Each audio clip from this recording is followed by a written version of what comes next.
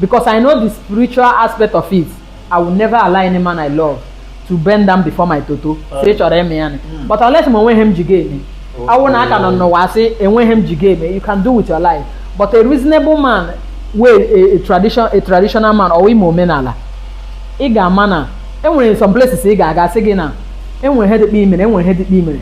Why remain? Omre the spirit not behind it. Okay, my be no spirit teach again. Emre ketchian. Spirit ke my me the ten accept. Me ala won come omre ke the spirit na agba me na je me we disappear for some months. Yola. So spirit na ja anonyere m na like mo enwere m ora ko na ja anonyere m na. That thing mo come hana na we reshiate in order. The spirit will disappear for months. Agam na music from this your life is fighting now.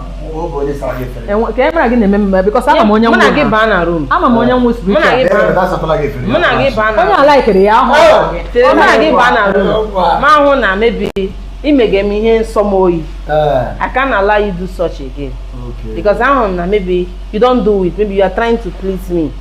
This is not you. Okay. I will because I'm not forcing you.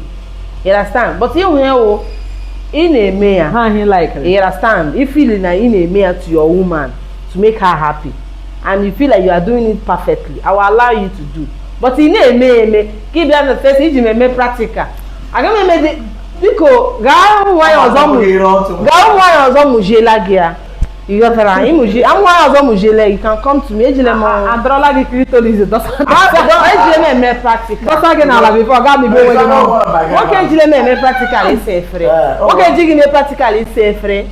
You will hate that man. Or now had the fun. Okay, they want to do it. They want to even learn it. You got that? So I have a meeting. Jiggy made the experiment. You will hate that man.